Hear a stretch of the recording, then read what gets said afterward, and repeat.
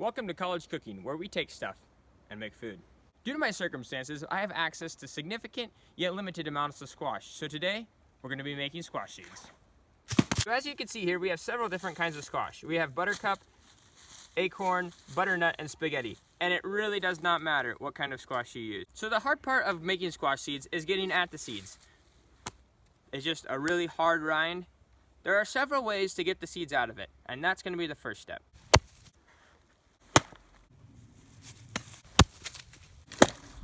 Seeds.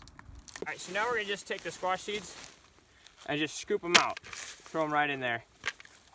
You can keep it separate if you want to know what the different squash seeds taste like, but they're squash seeds.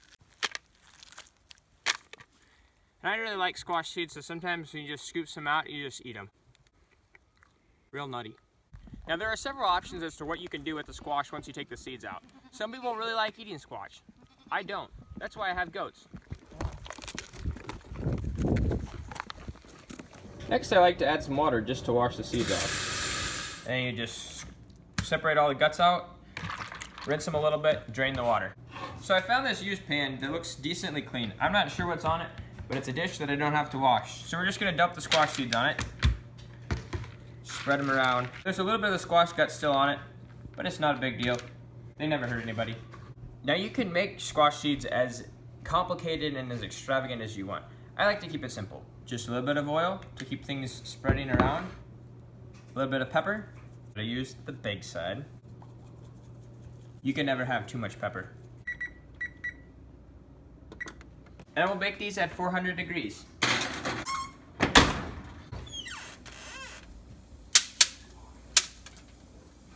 So my seeds are popping like popcorn.